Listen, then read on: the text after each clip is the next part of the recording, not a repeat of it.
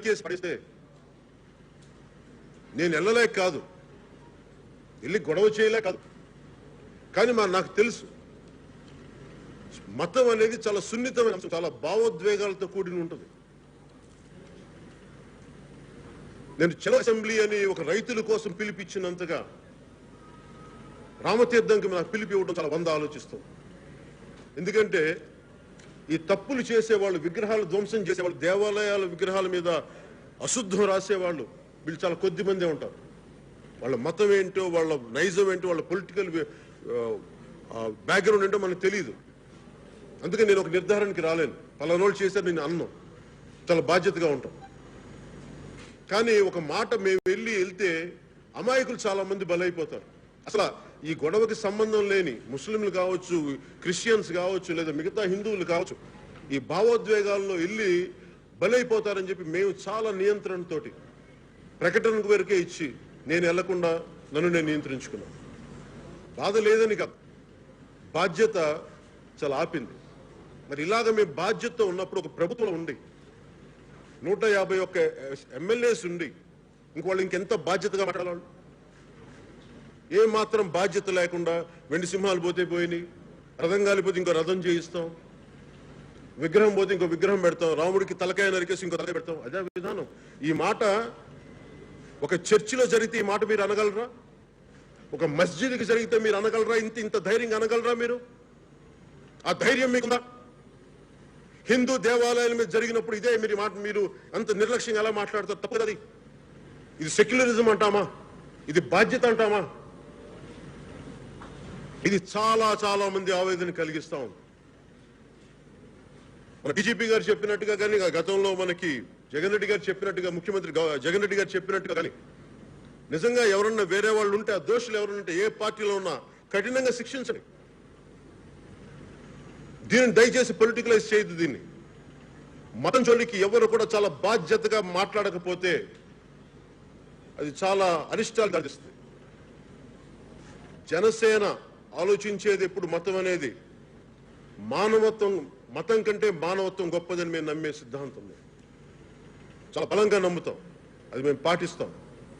కానీ పదే పదే ఆలయాల మీద దాడులు జరిగి ఎవ్వరు ప్రభుత్వం స్పందించకపోతే దానికి ఎలాంటి కార్యాచరణ చేయాలనేది బాగా తెలిసిన వాళ్ళు. దయచేసి అది వైసీపీ ప్రభుత్వం మర్చిపోవద్దు. రామతీర్థం మేము వచ్చి గొడవ చేయడానికి మా క్షణకాలం పట్టదు. అది మీరు గుర్తుంచుకోండి.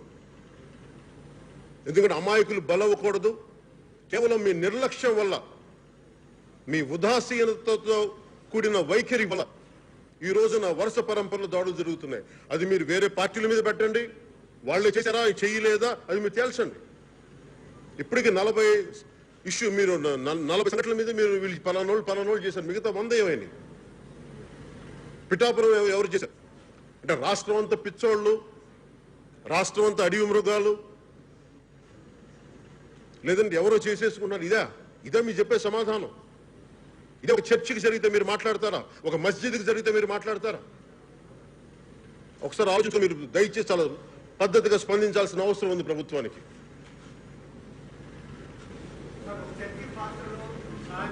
మాట్లాడు.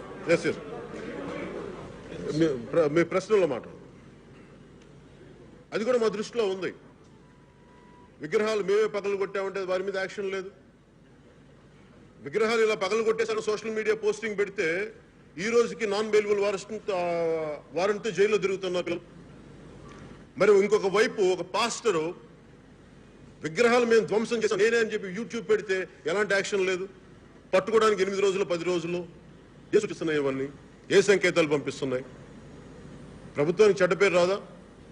జగన్ రెడ్డి గారు చేయించారని చెప్పట్లేదు, వైసీపీ చేయించిందని చెప్పట్లేదు. కానీ మీ ఉదాసీన వైఖరి ఇలాంటి యాంటీ సోషల్ ఎలిమెంట్స్ ని ప్రేరేపించేలా ఉన్నాయి, ఎంకరేజ్ చేసేలా ఉన్నాయి. తద్వారా జరిగే పరిస్థితులు ఎలాంటి పరిస్థితి ఉత్పన్నమైతే అది వైసీపీ కారణం. మీ చేతిలో బలమైన వ్యవస్థలుండి, అధికార యంత్రాంగం ఉండి మీరు ఏ నిర్ణయం తీసుకోకపోతే అది భవిష్యత్తులో కకావికలమయ్యే పరిస్థితులు వస్తాయి, శాంతి భద్రతలకి ప్రమాదం కలిగే పరిస్థితి వస్తుంది. దీన్ని దయచేసి మీరు ఇప్పటికైనా సరే ఆలస్యం కాకుండా దీని మీద బలమైన చర్యలు తీసుకోవాలని మేము కోరుకుంటున్నాం.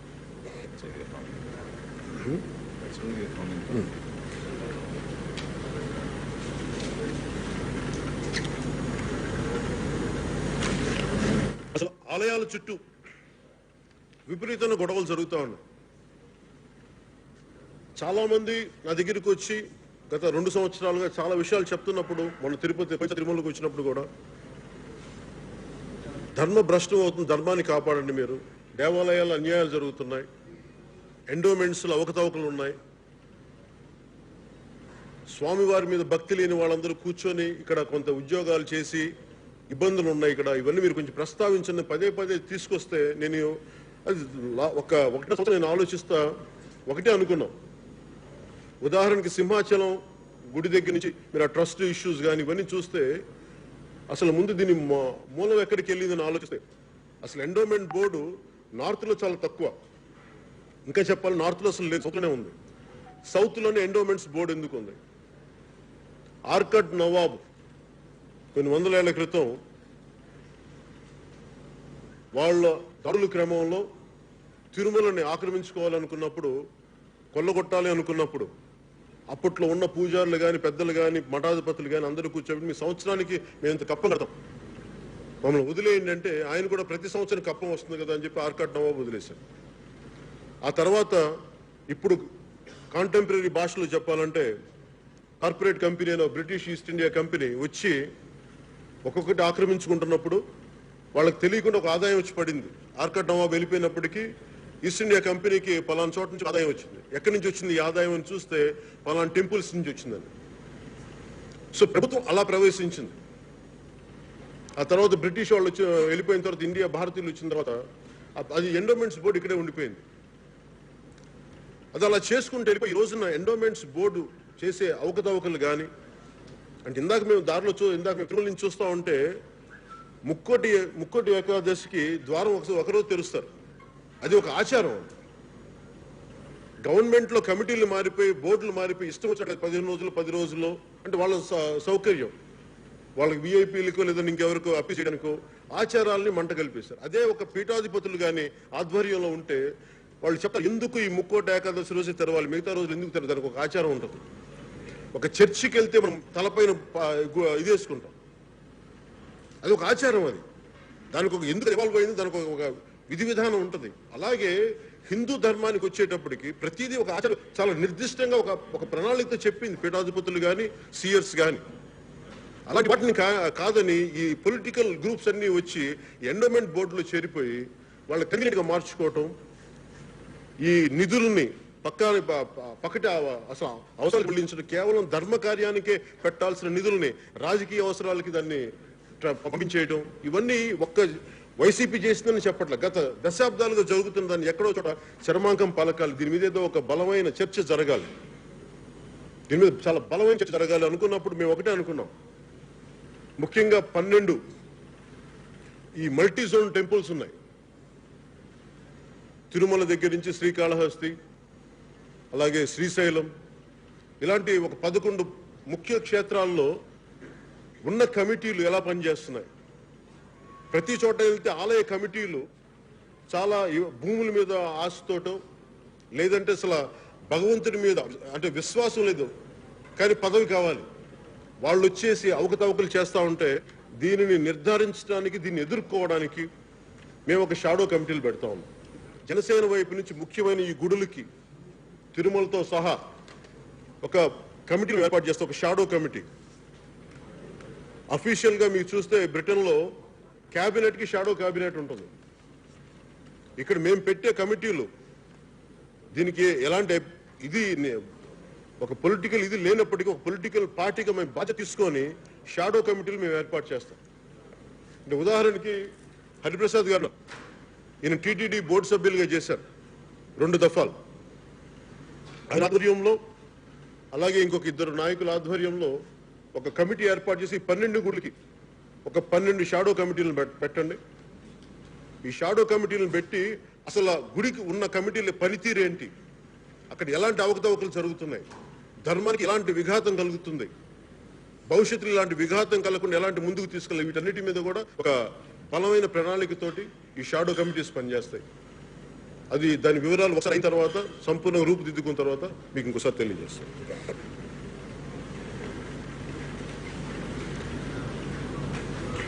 151 ఎమ్మెల్యేలు వచ్చిన తర్వాత మనం ఏం ఆశిస్తాం? బలమైన ప్రభుత్వం, పూర్ణ బహుమతి వచ్చిన ప్రభుత్వం వచ్చిన తర్వాత ఉపాధి అవకాశాలు ఇబ్బడి ముబ్బడిగా పెరిగిపోతాయి. లక్షలాది మంది నా సభలకు వచ్చి, జనసేన సభలకు వచ్చి, ఆ వచ్చిన జనం చాలా మేమంటే అభిమానం ఉండి కూడా వైసీపీకి వేశారంటే వాళ్ళు ఒక మీకు బలమైన మాకు ఆర్థిక పరిపుష్టి ఉంటుంది, మాకు ఉపాధి అవకాశాలు దొరుకుతాయి, దీనికోసం వాళ్ళు ఓట్లేశారు. కానీ ఈ రోజున చూస్తే, ముఖ్యంగా రాయలసీమలో చూస్తే ఉపాధి అవకాశాలు లేవు. కడుపు మండిపోయింది. మీరు చూస్తే నేను చాలాసార్లు రాయలసీమకు వచ్చినప్పుడు యువత బలంగా ఎందుకు వస్తారంటే వాళ్ళు బయట చెప్పుకోలేరు, వాళ్ళు ఒక నిరసన ద్వారా తెలియచేస్తారు. కానీ ఉపాధి అవకాశాలు లేవన్నా ఎక్కడికి వెళ్ళి మేము మెడ్రాస్కు పోవాల్సి వస్తుంది, లేదా కర్ణాటక పోవాల్సి వస్తుంది. మా అమ్మోళ్ళని వదిలి వెళ్ళడానికి మాకు ఇష్టం లేదు. మాకు మా ఊళ్ళల్లో మేము ఉండాలనుకుంటున్నాం. ఏ చిన్న పరిశ్రమ కూడా లేదన్నా ఇక్కడ. ఈ దాష్టికాలు ఎక్కువైపోయినాయి. ఏదైనా ఎదురు తిరిగి మాట్లాడదామంటే మమ్మల్ని కొట్టే పరిస్థితులు ఉన్నా నిస్సహాయంతో ఉన్నారు యువత. ఉదాహరణకి కియా అనే ఒక ఫ్యాక్టరీ ఉంటే ఆ స్థానికంగా ఉండే ఆ సీఈఓని ఎవరినో వస్తే, విదేశాల నుంచి వచ్చిన సీఈఓని పట్టుకొని బెదిరించేసి అట్లా పరిశ్రమలు ఎక్కడి నుంచి వస్తాయి? ఇలాంటి ఒకవైపు అభివృద్ధి కావాలంటారు, అభివృద్ధికి భద్రత కల్పించే అంత వ్యవహార శైలి వీళ్ళ దగ్గర లేదు. అందుకని దీని మీద కూడా దృష్టి పెట్టాలి. అసలు ముఖ్యంగా ఉపాధి, ఎలాంటి ఉపాధి కావాలని చెప్పి నిరుద్యోగులతోటి ఖచ్చితంగా దీని మీద మేము కొన్ని కమిటీలు వేయాలి.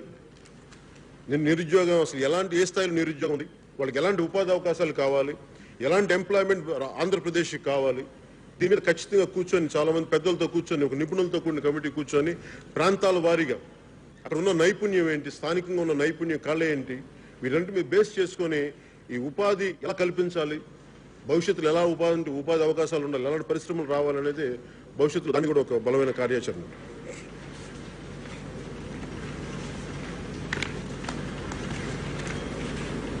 సెక్షన్ 30 సెక్షన్ అన్ని జిల్లాల్లో ఏర్పాటు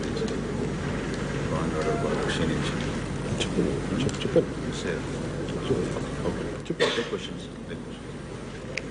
ఇంకొకటి, ఆంధ్రప్రదేశ్ తిరుపతి పార్లమెంట్కి సంబంధించి చాలా లోతైన చర్చ జరిగింది. తిరుపతి పార్లమెంట్ సంబంధించి స్థానికంగా ఉన్న నాయకుల దగ్గర నుంచి, రాష్ట్ర స్థాయి నాయకుల దగ్గర నుంచి అందరూ వాళ్ళ ఫీడ్బ్యాక్ తీసుకున్న తర్వాత నాకు తెలియజేసింది జనసేన పోటీ చేయాలి అనేది చాలా బలంగా చెప్తా వచ్చాను.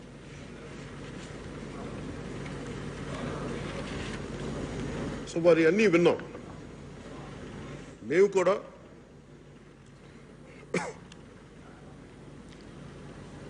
చాలా భారతీయ జనతా పార్టీ నాయకులు వాళ్ళే అంటే జనసేనని మమ్మల్ని చిన్నచూపు చూస్తున్నారు, మమ్మల్ని పక్కకు పెడుతున్నారు అనే అంశాలు కూడా చెప్పారు.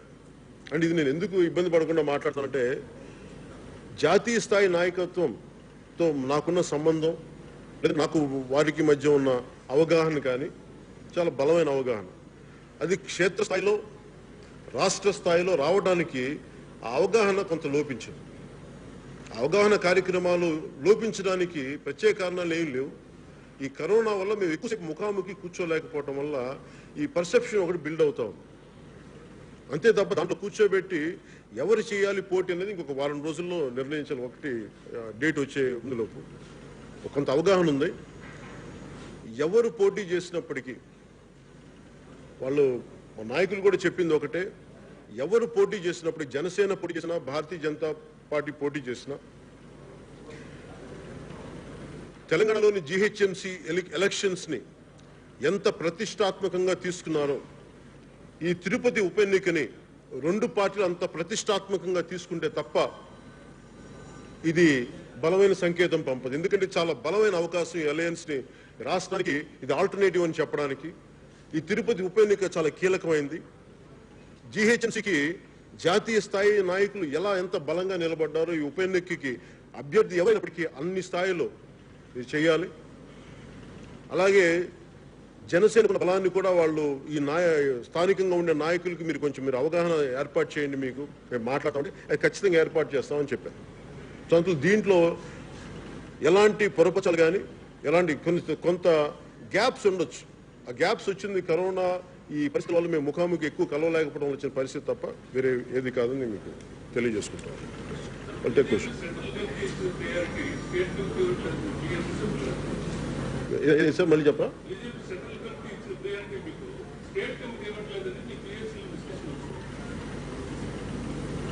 అంటే నేను ఎవరి అప్రూవల్ కోసం నేను వెయిట్ చేయను.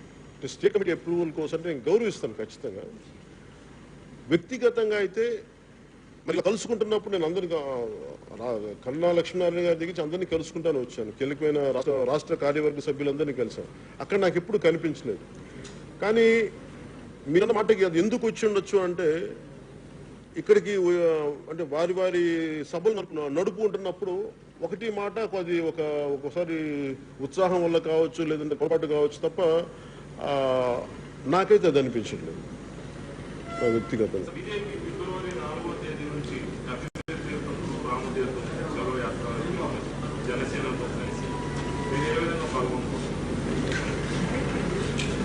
అంటే నేను రోడ్డు మీదకి రావడానికి ఎప్పుడు సిద్ధంగా ఉంటాను.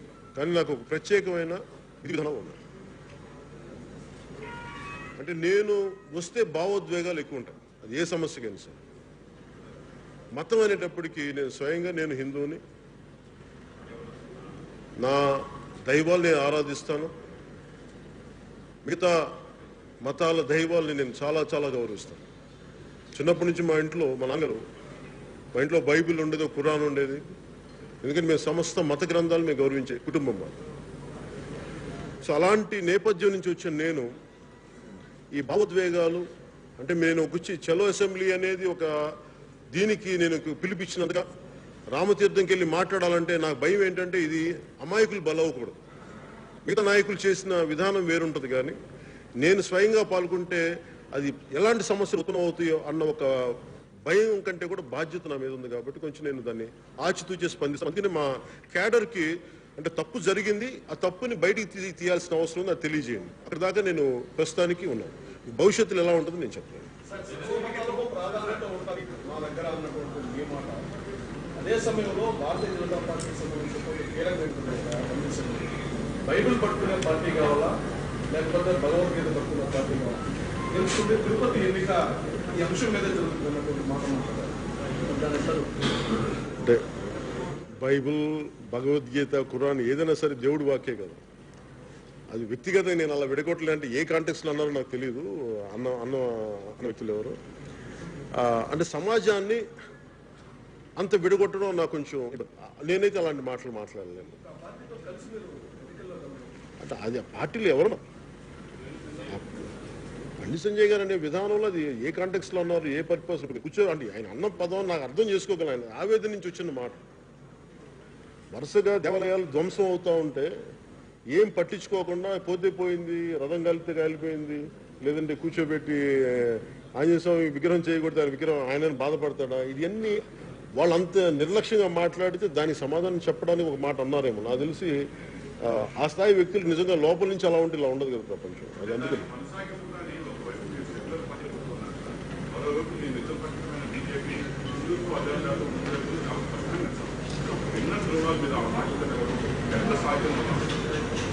మీరు మతాన్ని ఎలా చేయరు చెప్పండి. భిన్న ధృవాలు అంటున్నారు మీరు. ఈ దేశంలో ఎవరైనా సరే ఇంక్లూడింగ్ మన వైసీపీతో సహా బైబిల్ పెట్టుకుని ప్రచారం చేశారు కదా. అది ఎవరు తప్పంటలేదు. ఎవరి మత విశ్వాసాల ప్రకారం వాళ్ళు ప్రచారం చేస్తారు, తప్పే ఉందని. సో మీరు ఇది ఒక్క భారతీయ జనతా పార్టీకి ఆపాదించు.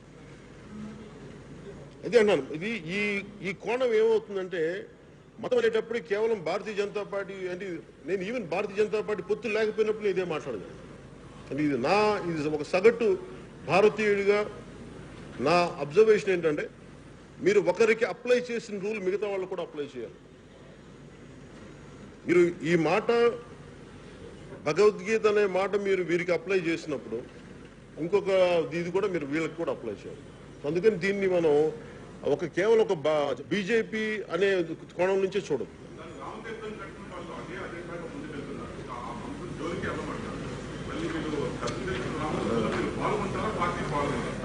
అది నేను మీకు అది చెప్తాను. నేను పాల్గొనట్లేదు. నేను పాల్గొంటూ వచ్చే భావోద్వేగాలు నేను కంప్లీట్గా మా క్యాడర్ ఉంటారు. ఎందుకంటే ఒక తప్పు జరుగుతూ ఉంది. మేము ఆల్రెడీ ఒక కమిటీ ఫామ్ చేసాం. దాని మీద అందరి మనోభావాలు దెబ్బతిన్నప్పుడు దాన్ని అడ్రస్ చేయాల్సిన పరిస్థితి పొలిటికల్ పార్టీ ఉంది. రేపు పొద్దున ఒక మస్జిద్ మీద జరిగింది. అంతకు దానికి అడ్రస్ చేయాలంటే ఎలా వస్తాం? ఇట్లాగే వస్తాం దాని మీద. అప్పుడు కూడా నేను మసీద్ జరిగిందని చెప్పి నేను మాట్లాడితే మీకు తెలుసు, మీకు ఆదోనిలో నాకు ఎంత ముస్లిం అభిమానులు ఉన్నారు. నా అభిమానుల్లో చాలా మంది బలంగా జన సైనికుల్లో కానీ నా అభిమానుల్లో కానీ విపరీతంగా క్రిస్టియన్ మతాన్ని పాటించే అభిమానులు ఉన్నారు, ముస్లిం ఇస్లాంని పాటించే అభిమానులు ఉన్నారు. సో మేము అంటే అలాగని చెప్పి హిందూ మత దేవాలయాల మీద దాడి జరుగుతున్నప్పుడు అది ఒక పార్టీ నిర్ణయం. అది ఖచ్చితంగా దోషులను పట్టుకోమంటున్నారు తప్ప దాంట్లో ప్రభుత్వం పట్టించుకోవట్లేదు. కాబట్టి ప్రభుత్వం పట్టించుకుంటే అసలు ఈ గొడవే ఉండదు కదా. మేము కమిటీ చేయాల్సిన అవసరం ఏముంది? లేదంటే వెళ్ళి అన్ని తీర్థాలు తిరగాల్సిన ఈవెన్ బీజేపీకి అవసరం ఏముంది? నిజంగా వైసీపీ కనుక మొదటి ఇన్సిడెంట్ సంఘటన రోజున నిజమైన ఒక ఇన్వెస్టిగేషన్ జరిపి దోషులను శిక్షించుంటే అసలు ఈ పరిస్థితి వచ్చిండేది కాదు కదా. దాని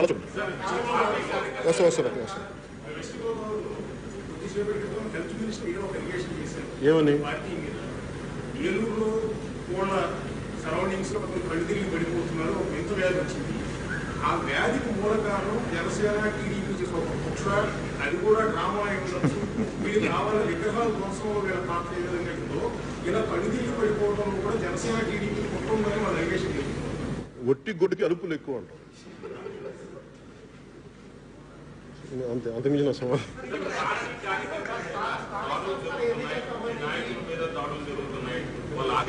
పార్టీ కార్యకర్తల మీద నాయకుల మీద దాడులు జరుగుతున్నాయి. వాళ్ళు ఆర్థికంగా నష్టపోతున్నారు, కొంతమంది ప్రాణాలు కూడా కోల్పోతున్నారు. మీరేమో కనిపిస్తూనే ఉన్నారు. తాజాగా కొద్దిసేపటి క్రితం కూడా చంద్రులో ఈ నియోజకవర్గ ఇన్ఛార్జ్ మీద దాడి జరిగింది. మరి ఎప్పటికీ చూస్తాం పడే అవకాశం ఉంటాయి. ఎలా ఇవి అవుతాయి? సో పొలిటికల్ ప్రాసెస్లో ఒక సమస్య మీద పోరాటం చేసేటప్పుడు దౌర్జన్యాలు ఉంటాయి. దౌర్జన్యాలు లేకుండా సమస్యలు దౌర్జన్యాలు చేస్తారు కాబట్టి తిరుగుబాటు ఉంటుంది. మేము తిరుగుబాటు చేస్తాం ఖచ్చితంగా. అది ఎప్పుడు సమస్య పరిష్కారం అవుతుందంటే వాళ్ళకి బుద్ధి వచ్చేంత వరకు మేము పోరాటం చేస్తాం. వాళ్ళల్లో ఒక ఇంగిత జ్ఞానం వచ్చే వరకు పోరాటం చేస్తాం.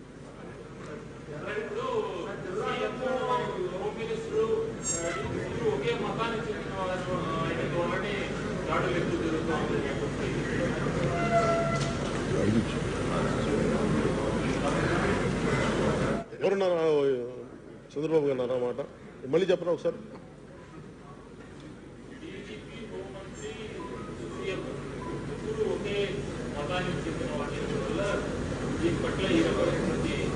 డీజీపీ గారు క్రిస్టియన్ అని గౌతమ్ సవాంగ్ అంటే అనుకున్నాను కాదా?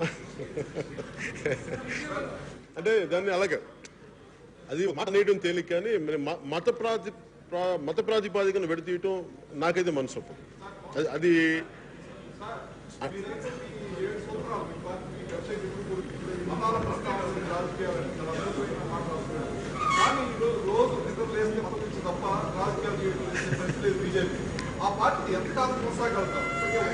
కాదు సార్. అంటే మత ప్రస్తావన లేదు, బలవాడు ఉండని చెప్తాను. నేను ఎక్కడ పారిపోతాను? నేను పారిపోతాను. మత ప్రస్తావన లేని రాజకీయం అంటే మత ప్రస్తావన రాకుండా ఉండదని చెయ్యమని కాదు. నా ఉద్దేశం ఏంటంటే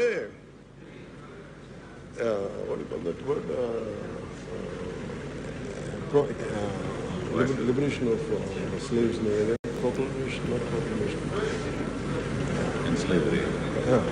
ఎన్స్లేవ్మెంట్ ఉంటుంది కదా. ఉదాహరణకి అమెరికన్ ఫౌండింగ్ ఫాదర్స్ ఈ స్లేవరీని అబాలిష్ చేయాలి అనేది వాళ్ళు రాసుకున్నది మొదటి వాక్యం. కానీ అది సాధించడానికి 65 దాకా 1965 దాకా వచ్చింది. ఈ రోజుకి ఇంకా జరుగుతూనే ఉంది. అంటే ఒక ఆశయం. నేనేం కోరుకుంటానంటే అసలు మత ప్రస్తావన లేని రాజకీయ వ్యవస్థ ఉండాలి. కేవలం సమస్యలుగానే చూడాలి. అలాంటి వ్యవస్థ కావాలి. అది మేము కోరుకుంటా ఉన్నాం. ఆ భాగంలో అది సాధించే భాగంలో కొంత మత ప్రస్తావన నాకు ఉండకపోవచ్చు, కానీ నేను మత ప్రస్తావన నేను తీసుకున్నాను. కానీ మీరు గుళ్ళు పగలగొడతా ఉంటే first of all it is law and order situation. It is a law and order సిచ్యువేషన్గా చూసినా మతం గురించి మాట్లాడాల్సి వస్తుంది. సో దాంట్లో భాగమే తప్ప ప్రత్యేకించి దాన్ని వేరే ఉద్దేశం లేదు. ఏంటండి? Silence please. ఎలా వదిలేసారు? చూడండి, ఆపండి అందులో. సారీ సార్, మళ్ళీ చెప్పండి. రాష్ట్రీయ స్వయం సేవక్ సంఘ్, నాకు రాష్ట్రీయ స్వయం సేవక్ సంఘ్ గురించి నాకు తెలిసిన మొదటి భావన, నేను నెల్లూరులో ఉన్నప్పుడు దివిసీమ తుఫాన్ జరిగింది.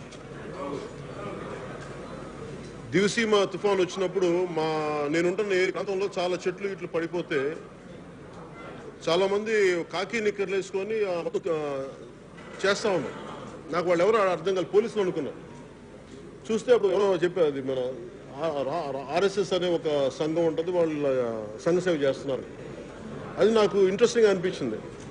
ఆ తర్వాత 1-2 సందర్భాల్లో చూడటం ఇవన్నీ జరిగినాయి. కానీ అంటే తర్వాత ఇప్పుడు దాకా చూస్తే ఆర్ఎస్ఎస్ ఒక చాలా బలమైన నిబద్ధతతో కూడిన ఆర్గనైజేషన్, చాలా బలమైన ఆర్గనైజేషన్.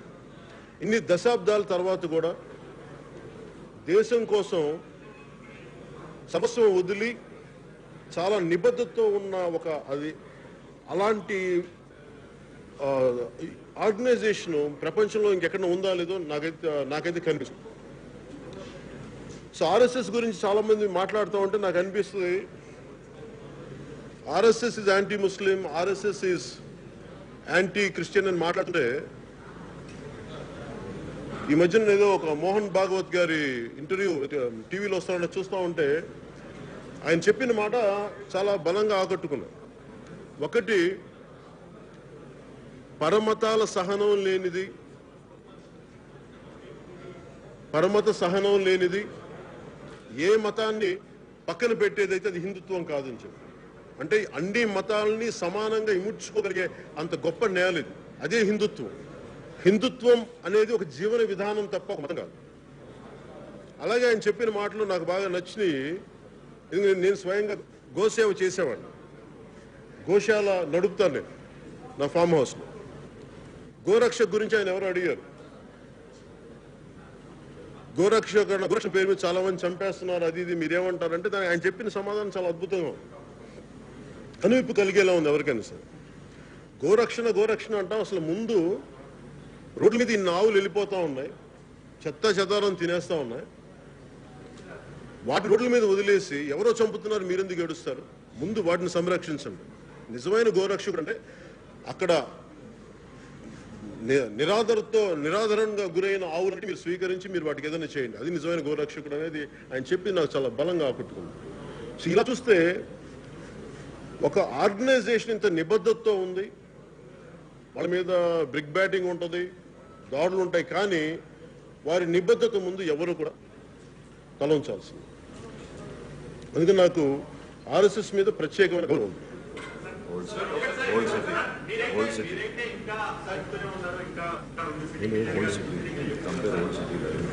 కానీ సోము వీర్రాజు గారు తిరుపతిలోనే అభ్యర్థి పోటీ చేస్తున్నాడు అని ప్రశ్నించారు. అంటే ఆయన మాటకి విలువనా విలువలేదనా విలువ తీసుకుంటారు. అది సోమవీరాజు గారిని అడగకూడదు. సోమవీరాజు గారి మాటలు ఆ నోట్లో విన్న అడగమంటే ఎలా చెప్తాను.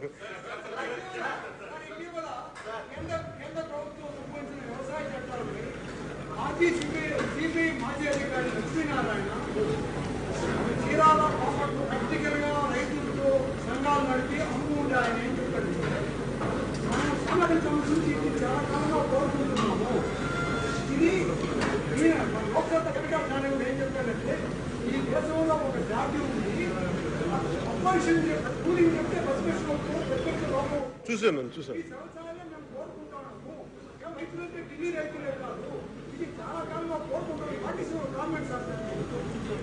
అంటే ఒకటి అంటే వ్యవసాయ చట్టాల గురించి అవగాహన, అంటే మీరు చెప్పింది జేపీ గారు కూడా చూశాను. అంటే జేపీ గారు చెప్పింది ఏంటంటే ఒక మంచి చట్టం కూడా నచ్చని నాయకుడు పెడితే ఎదిరించడం అనే దాని మీద పెట్టారు. అది తప్పు కదా అని అండ్ అందులో ఆ రెండు అంటే ప్రత్యేకంగా అక్కడ వీట్ పండిస్తారు, గోధుమలు పండించే క్షేత్రాలు అవన్నీ, అలా గిట్టుబాటు ధర మీద చాలా గొడవలు ఉన్నాయి ప్రతిదీ. సో దీని మీద మీరు కూడా చూస్తే కొంత మంచి జరిగేది, ఒక మంచి చేయాలనుకున్నా కానీ ఇంక్రిమెంటల్గా చేయాలి తప్ప ఓవర్ నైట్ చేసేద్దామంటే కొన్ని అనుమానాలు అపోహలు ఉంటాయి. దాని మీద ఉంది. అది ఫైనల్గా ఈ రోజున మన కేంద్ర ప్రభుత్వం కూడా 18 నెలలు దాన్ని ఆపింది కదా. సో భవిష్యత్తులో అందరికీ ఆమోదయోగ్యమైన పరిస్థితిలో వస్తాయని నేను నమ్ముతున్నాను. సీనియర్స్ అయితే సారీ జిల్లా జనసేన నాయకుల్లో ఒక చెప్తాం local body elections court judgment వచ్చింది కదా. అంటే ఇందాక మీరు మాట్లాడుతూ మన రాష్ట్ర ప్రభుత్వం పోలీసులు వైపు పెట్టారు. ఎలక్షన్స్ అదే పోలీసు ఆధ్వర్యంలో జరుగుతున్నాయి. మీ అంటే దీన్ని ఖచ్చితంగా ఎలక్షన్ కమిషన్ దృష్టికి తీసుకెళ్తాం. గతంలో జరిగిన తప్పులన్నింటినీ తీసుకెళ్తాం. అవసరమైతే ఏ అధికారులు అయితే అండగా ఉన్నారో ఆ ప్రభుత్వాలకి సందేహాలు ఉంటే వాళ్ళు ఖచ్చితంగా వాళ్ళని అక్కడి నుంచి తప్పించమని కోరుకుంటాం. పంచాయతీ ఎన్నికల్లో మీ పార్టీ మద్దతుదారులు నిలబడే అవకాశం రాష్ట్రాలు ఎవరితోటండి? పంచాయతీ ఎన్నికల్లో నోటిఫికేషన్ రాబోతుంది 20 మీ పార్టీకి సంబంధించినటువంటి సానుభూతి పనులు నిలబడే అవకాశాలు ఉన్నాయి రాష్ట్ర వ్యాప్తంగా. ఆల్మోస్ట్ అవన్నీ కన్ఫర్మ్ అంటే లాస్ట్ టైం నుంచి మాట్లాడాలి. అవి సంసిద్ధంగానే ఉంది దానికి సంబంధించి. ఒక్క నిమిషం మరి పక్క రండి ప్లీజ్. ఒక్క నిమిషం ఉండవు. ఇస్తాం మాట్లాడుతున్నాం sir. You want to say something? అదే సార్, ఈ లోకల్ బాడీ ఎలక్షన్స్ గురించి మాట్లాడింది. మీరు మామూలుగా ఎలక్షన్కి వాళ్ళ లోకల్ బాడీ అనేది పంచాయతీలు మండలాలు ఇట్లా ఉంటాయి. ఈ లోకల్ బాడీ ఎలక్షన్స్ ఈ పార్టీ రహితంగా జరిగేది వీటిలో మెయిన్గా. మరి అట్లాంటప్పుడు పొలిటికల్ గా మాట్లాడడం అనే దానిపైన గెలిచిన సర్పంచ్ ఎవరైనా గవర్నమెంట్ ఏది ఉంటే దానికి చేయాలనుకుంటారు. విలేజ్ లో ఉంటే విలేజ్ బాగుపడాలంటే గవర్నమెంట్ ఉన్నప్పుడు పార్టీ రహితంగా దీనిపైన రాజకీయం చేయడం అనే దానిపైన అంటే సహజంగా స్థానిక ఎన్నికలు ఉన్నప్పుడు అధికారులను ప్రభుత్వానికి తమకి అవకాశాలు ఎక్కువ ఉంటాయి రకరకాల కారణాలకి. కానీ ఇప్పుడున్న యువతకు కానీ చాలా కొత్త మంది వస్తూ ఉన్నారు. మేము ఎలా చూస్తున్నాం దీన్ని అంటే ఎంత గెలుస్తారు వీటన్నిటికంటే కూడా ఎంత బలమైన పోటీ ఇస్తారు. అంటే you need a parallel leadership. చిన్న యూనిట్ దగ్గర నుంచి కూడా we have to create a parallel leadership. ఎందుకంటే ఇప్పుడు చూస్తే మీకు వాలంటీర్ విలేజ్ వ్యవస్థ చాలా చోట్ల వాళ్ళని చిన్నాభిన్నం చేస్తున్నారు, అక్కడ వ్యవస్థల్ని భయపెట్టేస్తున్నారు, ఇవన్నీ ఉంది. దానికి కౌంటర్గా ఖచ్చితంగా కోపంలో చాలా మంది యువతున్నారు. అది మీరన్నట్టుగా కూర్చోబెట్టి అది రాజకీయ పార్టీ ప్రమేయం లేకుండా జరిగే ఎన్నికలు అయినప్పటికీ అది దాని ప్రభావం ఉంటుంది ఖచ్చితంగా. అలా వాళ్ళని ఎదుర్కొందాం, స్థానిక ఇబ్బంది ఎదుర్కొందాం అనే ధైర్యం ఉన్న ఒక కూటమి ఉన్నప్పుడు ఖచ్చితంగా అక్కడ జనసేనకి వచ్చిన వ్యక్తులు ఉన్నారు, వాళ్ళు నిలబడతారు. సొంతంలో మాకు ఇబ్బంది లేదు. మీరు డీజీపీ గారి మీద పడ్డారు. మీరు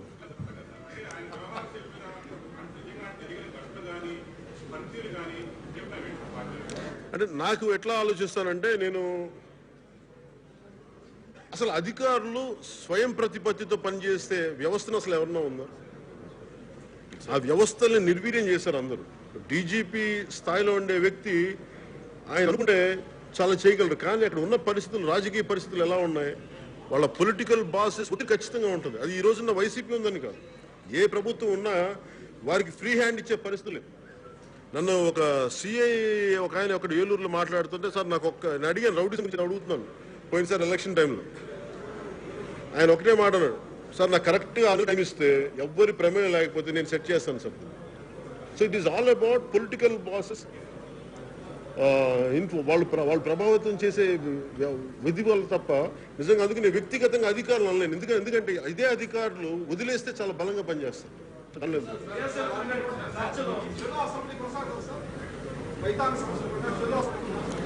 దాని మీద కూడా నేను చర్చకి వచ్చిందండి, అది స్కిప్ అయింది. ఖచ్చితంగా చెల్లో అసెంబ్లీ ఉంటుంది.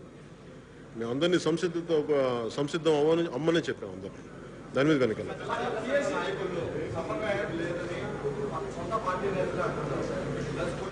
అది మేము అంతర్గతంగా మేము కూర్చొని తెలుసుకున్నాం. మేము అంతర్గతంగా అది మా పార్టీలో మేము తెలుసుకునేది. మేము ఒకరికి ఏం చెప్పండి బయట మాట్లాడగానే లోపల కూర్చొని తెలుసుకున్నాము సార్.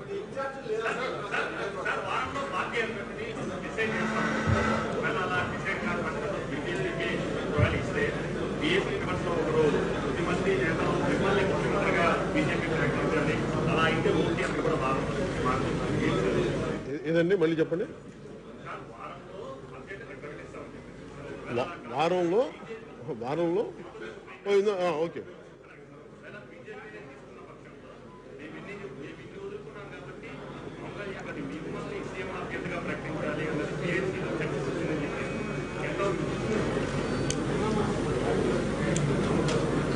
ఎవరు చెప్పారు? ఏం జరిగింది ఇక్కడ? సరే సమయంలో సరైన నిర్ణయం తీసుకుంటారు. National leadership has to build that. రాజకీయ పార్టీ ఏర్పాటైనప్పటికీ ఇప్పటివరకు కూడా త్యాగాలు కొనుక్కోకుండా తెలుస్తుంది. ప్రభుత్వం ఒకరికి సపోర్ట్ లేదు. ఆ తర్వాత ఇప్పుడే జిహెచ్ఎం సెంటర్లో కూడా త్యాగం తిరుపతి ఆ తర్వాత ఇప్పుడు క్రియాశీలక సభ్యత్వంలో ఏ రకమైనటువంటి రేంజ్ మీరు ఎక్స్పెక్ట్ చేయకూడదు. అంటే సెకండ్, నిర్మాణాత్మకమైనటువంటి పార్టీ నిర్మాణానికి సంబంధించి ఏ రకమైనటువంటి అంటే ఒక పార్టీ నిర్మాణం, ఇందాక కూడా మాట్లాడుతున్న సమన్వయ లోపం కానీ, మీరు అడుగుతున్న క్రియాశీల సభ్యత్వం కానీ, ఒక పార్టీని స్క్రాచ్ నుంచి నిర్మాణం చేసుకుంటూ అవసరం కాబట్టి నాకు కష్టాలు తెలిసిన వాడిని. ఇది ఒక్క రోజులో పార్టీ నిర్మాణం అంచెలంచెలుగానే జరుగుతుంది. ఎందుకు మేము ఒకటే చెప్పాము, మేము కొన్ని సిద్ధాంతాలు కట్టుబడి ఉంటాం, అది నేను ఆచరించి చూపిస్తా ఉన్నాం.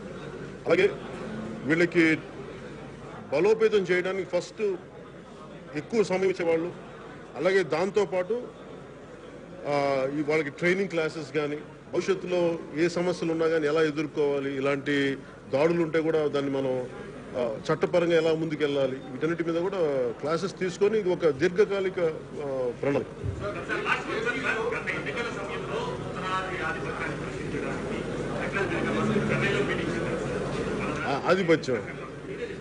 ఆధిపత్యం అనే పదం నేను అంటుంది ఏంటంటే, ఎవరికి ఈ దేశంలో ఎవరికి అన్యాయం జరిగినా దాన్ని గుర్తించి స్పందించాల్సిన అవసరం, అంతే తప్ప కూర్చోబెట్టి. అంటే నేను ఒకటి మాట్లాడుతున్నప్పుడు రెచ్చగొట్టే విధానం ఉండదు. జబ్బు ఉంది, ఒక క్యాన్సర్ గ్రోత్ ఉంటే, ఒక జబ్బు ఉంటే దాన్ని ఏం చేస్తాం మనం, గుర్తించి దాన్ని మందు వేయమంటాం. అలా ఆ విధానంలో చూడాలి తప్ప వేరే వాళ్ళు. మీకు చాలండి, ఎవరో message రాబండి.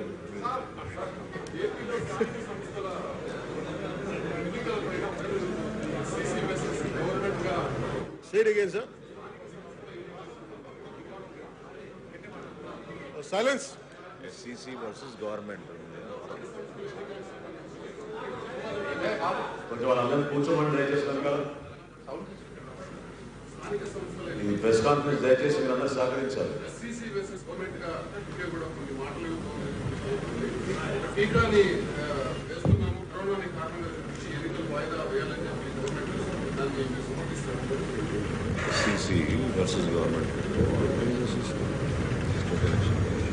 SCC. You're always ready for elections whenever. అంటే నాకు లాజిక్ నాకు అర్థం కాదు. నిజంగా వైసీపీ ప్రభుత్వానికి కరోనానే ఇబ్బంది అయితే వాళ్ళ ఎమ్మెల్యేలు పీక్ కరోనా టైంలో బర్త్డే పార్టీలు చేసుకున్నారు, అప్పుడు ఇష్యూ రాలా. అలాగే వాళ్ళు చేసే చాలా, ఇప్పుడు మందుల షాపులు ఓపెన్ చేసినప్పుడు కరోనా ఇష్యూ రాలా. మరి అలాంటప్పుడు ఎలక్షన్స్కి కరోనా అనేది సరైనది కాదని మేము నమ్ముతాం. ఎందుకంటే మీరే ఇన్నిసార్లు బాహాటంగా బ్రేక్ చేసినప్పుడు ఏదో ఇంకా టర్మ్ లోపు చేసేయాల్సిన అవసరం ఉంది. అందుకని ఖచ్చితంగా ఎలక్షన్స్ మేము సపోర్ట్ చేస్తాం.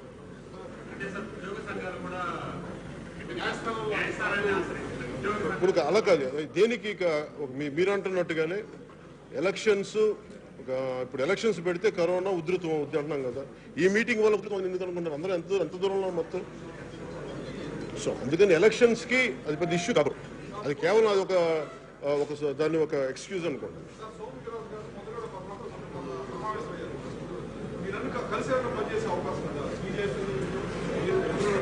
అంటే సార్ మీరు అర్థం చేసుకోవాలి, నాకు ఎవరితో విభేదాలు ఉండవండి.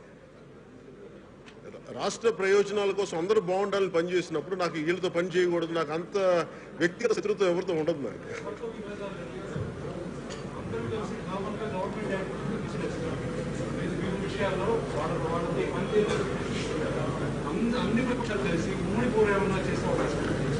అలాంటి చేస్తే బాగుంటుంది, కానీ ఎవరు రారే. గవర్నమెంట్ని మీరు సపోర్ట్ చేస్తాం, గవర్నమెంట్ని మీరు సపోర్ట్ చేస్తాం. ఈవెన్ విత్ ప్రభుత్వం చేసినప్పుడు కూడా వెరీ కన్స్ట్రక్టివ్ కూర్చోబెట్టి. ఎందుకంటే డెమోక్రసీలో ఇది సహకారం ఇచ్చే పరిస్థితులు ఉంటాయి, సంఘర్షణ చేసే పరిస్థితులు ఉంటాయి. Time to cooperate and time to confront. So ఆ హెల్దీ అట్మాస్ఫియర్లో వెళ్ళకపోతే మటుకు తప్పు అవుతుంది. అందువల్ల మేమేంటంటే ఎవరైనా సరే కలిసి ఇష్యూ మీద పనిచేద్దాం ఖచ్చితంగా ఉంటుంది.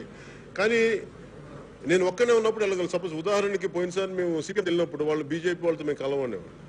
ఇప్పుడు నేను బీజేపీ నాయకులు లాంటిది ఖచ్చితంగా వాళ్ళు సిపిఎం వస్తే రారు. సో అలాంటివి నాకైతే వ్యక్తిగత, ఎందుకంటే నేను చాలా మిడిల్ పాత్లో ఉంటాను. సో నాకు అందరితో ఆమోదం అది నాకు తెలియదు. నిజంగా నాకైతే అదేం కనిపించలేదు. నాకు తెలిసి ఓన్లీ జనసేన బీజేపీ ఉంది, కానీ టీడీపీ ఉంటుందా లేదా అనేది నాకు ప్రస్తుతానికి నాకైతే అనిపించట్లేదు. ఇంకొక బ్యానర్ ఉందని ఇక్కడ వద్దంటున్నారు. పక్కన ఎక్కడ తీసేద్దాం, పక్క తీస్తాం. తీసేద్దాం బ్యానర్ తీసేయండి. బ్యానర్ తీసే నీళ్ళు ఇంకో చిన్న కార్యక్రమం ఉంది. దయచేసి ఒక 2 minutes వెయిట్ చేయండి. అది లోపు నేను ఇంట్రడ్యూస్ చేస్తాను మా పార్టీలో ఉన్న సీనియర్ నాయకులు, పొలిట్ బ్యూరో సభ్యులు అరామ్ ఖాన్ గారు. ఒక్క నిమిషం పక్కన. అరామ్ ఖాన్ గారు, పిఎస్సి సభ్యురాలు యశస్విని గారు, అలాగే తూర్పుగోదావరి జిల్లా కాకినాడ నుంచి పంతం నానాజీ గారు, మా దుర్గేష్ గారు అధికార ప్రతినిధి పిఎస్సి సభ్యులు. మీ అందరికీ పరిచయమే మన డాక్టర్ గారు. ఇక్కడ మా మధుసూదన్ రెడ్డి గారు అనంతపురం నుంచి, ధర్మవరం కాన్స్టిట్యున్సీ నుంచి, అదేవిధంగా శశిధర్ గారు కాకినాడ నుంచి, మనుకాంత్ రెడ్డి గారు నెల్లూరు నుంచి. వీళ్ళంతా పిఎస్సి సభ్యులు. అరామ్ ఖాన్ గారు పొలిట్ బ్యూరో సభ్యులు. ఇంకొక చిన్న కార్యక్రమం ఉంది. దయచేసి ఒక నిమిషం వెయిట్ చేయండి.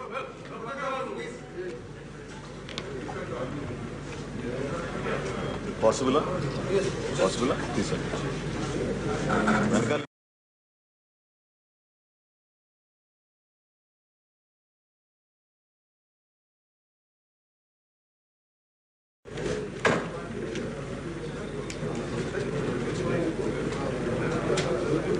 సైడ్ నుంచి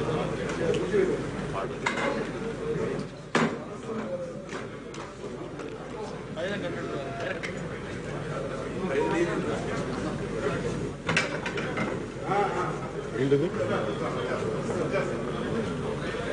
ప్రోగ్రామ్ గురించి అనౌన్స్ చేస్తారు. ఇచ్చేది మనం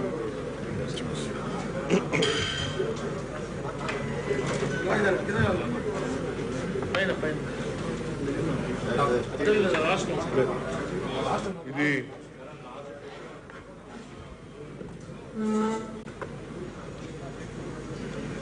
అయోధ్యలో కట్టబోయే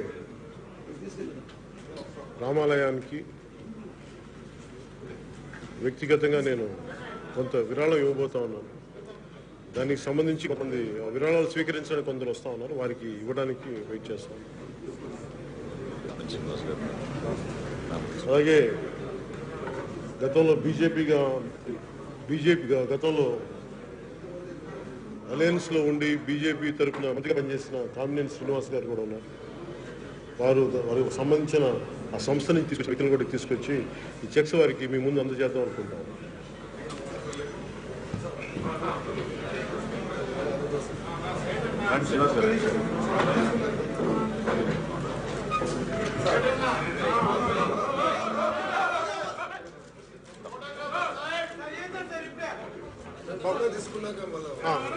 వాళ్ళు వెళ్ళిపోయారు. ఒకసారి పట్టుకోండి. ఒక్క నిమిషం.